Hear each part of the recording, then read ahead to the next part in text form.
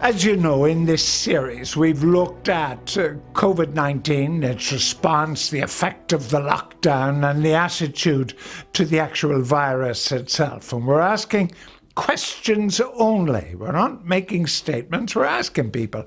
And who better, therefore, to ask than a member of Dáil Éireann, given that the ultimate responsibility must lie with Dáil Éireann for what happens with this virus. I'm delighted to welcome the Teachta Dála for the Clare constituency, the independent Michael McNamara. He's the former chairman of the Oireachtas Special Committee on the COVID-19 response. Deputy McNamara, welcome.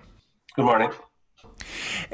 Just former chairman, the committee, I understand, was disbanded, but COVID-19 is still there. Was there not a role for your committee?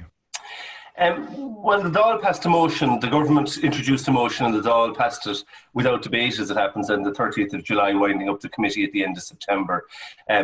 Basically, a lot of what the committee was doing was looking at a broader array of areas that sectoral committees would normally look at, like education, the impact on the Leaving Cert, sport, the impact on sport, and of course health and agriculture. So the Dáil decided that all these separate committees would look at the issue rather than have one. Is there a role for it? There possibly is, in particularly in looking at Nphet, because I mean, you have the health committee which is now looking at this, but the health committee is also looking at all the problems in the healthcare system which existed before the last election and which pretty much dominated the last election. Now, none of those problems have gone away. In fact, they're all a lot worse. So, as well as looking at those issues, the health committee is also supposed to be looking at the COVID-19 response and what Nphet is advocating. That's a lot of work for one committee. Well, few people in Dáil Éireann, you may be former, but have the intimate knowledge because of your position as chairman. And you mentioned Nphet, you bring it up. One of the great concerns for many people seems to be that the chief medical officer is making the decisions and the government, the elected government, appears not to be. And that instead of being the advisor, Dr. Holohan is in fact the maker of policy. How do you react to that? It certainly has that appearance at times, and that is obviously problematic from a point of view of democratic legitimacy and constitutional legitimacy. I suppose Nphet and I mean the CMO was very much wheeled out, and that wasn't unusual. I mean, other countries were also, I mean, we had, there was a Professor Whitty in the UK was being brought out. But I mean, the government, I suppose, didn't want to take full responsibility for some of the actions that they were taking in March. So they created this construct of Nphet and brought the CMO out. But in a way, in so doing, kind of maybe abdicated responsibility. Now, that might be more understandable for a caretaker government which didn't have a mandate at that time, or at least a direct mandate at that time, than it would be for a normal government. But that construct, which was, I think, quite unusual and maybe a creature of circumstance, that continued after the new government was elected in June, at the end of June. And I think there's an obvious tension now between the democratically elected government and Nphet as to who's calling the shots. Yeah, and it's problematic. I'm not sure what sport you followed down in Clare. I suspect hurling, Deputy McNamara. But we could say the government kicked it to touch, therefore, the new government when they created Nphet. But I'm glad you mentioned Professor Whitty. What we see in Britain is, one, their experts made a lot of mistakes. Two, their experts did not come out on their own on a press conference. In fact, they invariably flanked an elected member of cabinet, be it the PM or some of his cabinet ministers. That is not the case in this country. Do you have thoughts about that? Well, I mean, it's clearly not the case in this country, but I mean, I suspect that the CMO, as a civil servant in the Department of Health, did what he was told to do by either the then Minister for Health or the Taoiseach or both. The fact that that's continued, I think is problematic. Not the fact that he's continuing to give advice and continuing to analyse the situation. As regards mistakes, well, Nphet hasn't, in my view, been as transparent as it could or should be in publishing data and the evidence upon which it's making decisions, and indeed its modelling. you know, this is science. We're constantly told this is science and we have to follow the science. But I mean, the essence of science is that the information is transparently put out there and is open to peer review. I mean, everything is peer reviewed from every scientific claim is worth nothing until it's peer reviewed. So, I mean, I would have thought that there should be a lot more transparency and a lot more peer review of the information that's leading Nphet to make the recommendations that it's making. I certainly, and by the way, my guest is Michael McNamara, the Teachta Dála for the Clare constituency, an independent TD, it must be said. But Deputy McNamara, if we look at the British situation, they were bounced into lockdown recently on the basis of figures that were proven to be incorrect. Some of the modelling, the appalling modelling done by Imperial College, which forecast almost 1 million deaths in the United Kingdom. Our own scientists here who forecast 80,000 deaths. The one thing we do know is that mistakes can be made. But if no questions are asked or no answers are given, your point about peer review, I don't want to put words into your mouth, but as you sit here today talking to me, is it your belief there should be peer review? Oh, I think it's essential for the sake of confidence in the recommendations that are being made, because we're being told follow the science. So I mean, it is absolutely essential. I mean, this is not theology. This is not clergy telling us that this is what we need to do for our salvation. This is scientists telling us that this is what's necessary. And the essence of science, as I said, is peer review.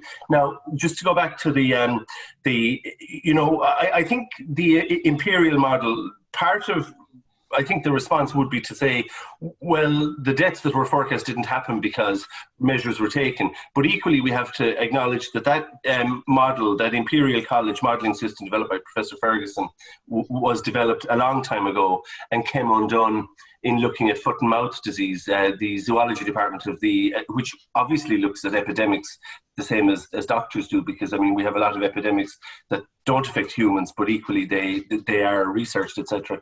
And I mean, that was very much taken apart. That imperial modelling system was, or coding was taken, or the predictions at least that it was throwing up were taken apart by the University of Edinburgh a very long time ago, so it was strange that it would be used again. In Ireland, it would be unfair to say that there's no information published. I mean, Nphet do publish information about their modelling system, but I think some of the presumptions aren't entirely clear. So those presumptions could well be incorrect at times, because that's the nature of dealing with the virus, which is new. It's a novel coronavirus. But I think it's important that we have transparency, and if mistakes are made, and it's human nature to make mistakes, that they're acknowledged so that they're not repeated. You're the TD for Clare, Deputy McNamara. What is your reaction, A, to the past lockdowns, what it's done for Clare, and what do you think we should be doing now? Well, the central bank released a report that was co-authored by a member of the central bank that pointed out that the western seaboard, basically from Donegal right down to Cork, including, of course, Clare, which is pretty much in the middle of that, suffered most from the first lockdown, the economic measures that were introduced. The reasons for that are pretty obvious. Clare has an economy that's very dependent on tourism, like the entire western seaboard. Aviation is hugely important to Clare, not just in terms of bringing in people to bring in tourists, bring in businessmen and women for attached to foreign direct investment, but also there's an aviation sector in and of itself based in the Midwest. So all of that has been very detrimentally affected. I think, it seems to me that we look at measures and we start to say, oh my God, well, they're doing this in Ile-de-France, the area that surrounds France, or they're doing this in Greater London. But I mean, obviously a pandemic, which is a respiratory virus, is going to require more stringent measures in some place like Greater London, where you've 2 million people meeting each other every day on the London Underground, than it is in Dublin, and then it is in Clare. So I mean, I've always thought that a regionalised response was was necessary if we're to have a proportionate response. And that remains my view, that what is necessary and proportionate in London may not be necessary in Dublin, and certainly may not be necessary in Clare. And we need to not to sort of, I mean, we have to do what is necessary. Now, I'm not convinced that the way to we want people to modify their behaviour. We want people to be careful. This is a real virus. This is a real threat to them. But the way to do that is not to remove all their personal autonomy, to start to fine them for having dinner with their parents, or which fines have been introduced recently. I think the way to do that is to encourage people to tell them what the risks are, because nobody wants to get it. So I mean, I'm not a believer in seeking to tackle this through the use of law, because I don't think in any area of public health, I think the law is a very blunt instrument that generally it's accepted in other areas of health doesn't work as the way to achieve change or bring about results.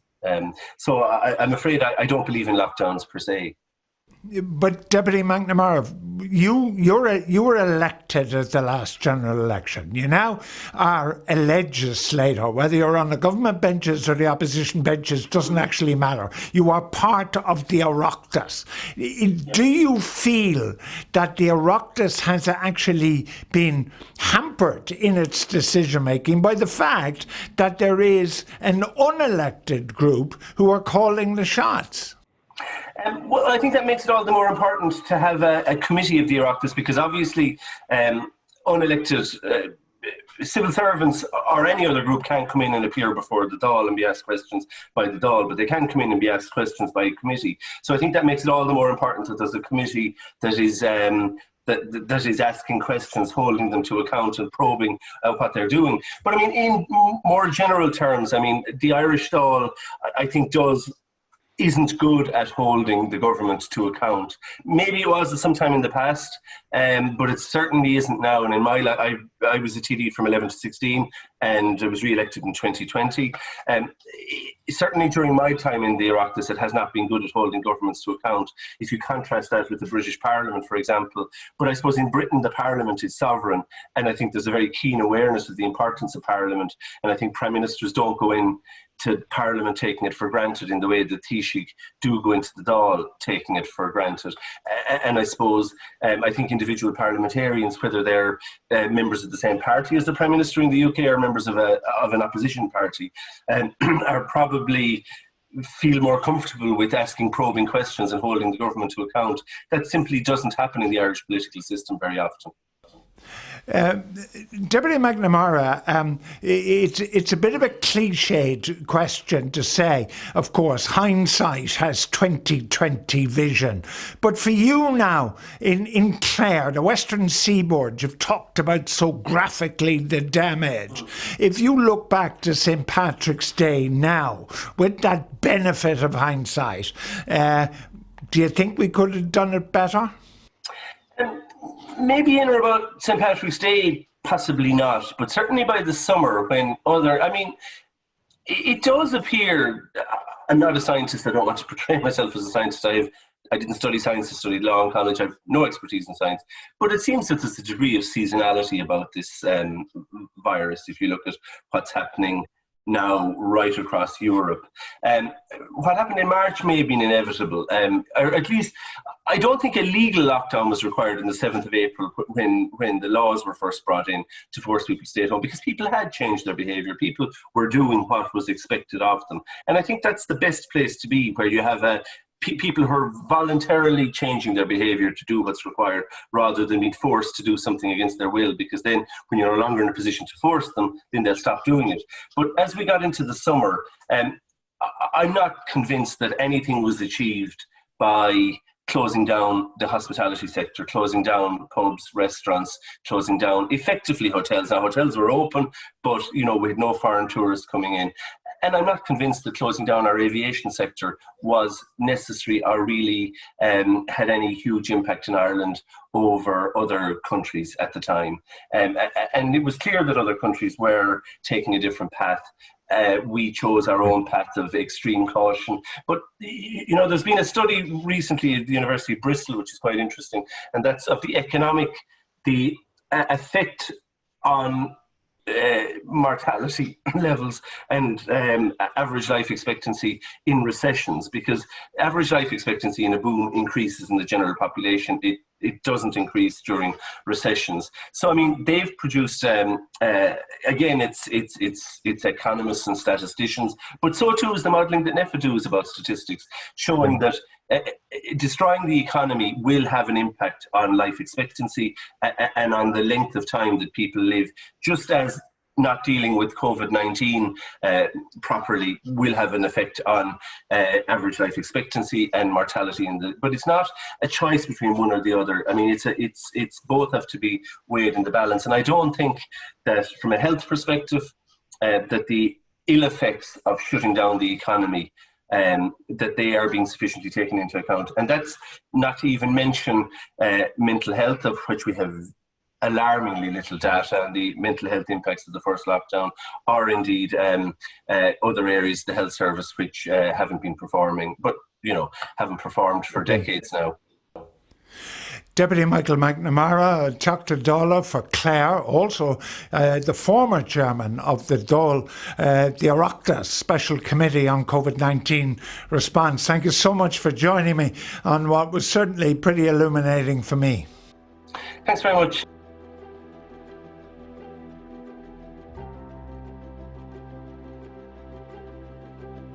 Thank you for being with us for what we hope has informed your opinion on this crucial issue for the country and its citizens. Our plan is to continue to bring the best information and research from guests that are leaders in their respective fields. You can keep up to date with everything we do and all our activities on covidrecovery.ie. Thank you.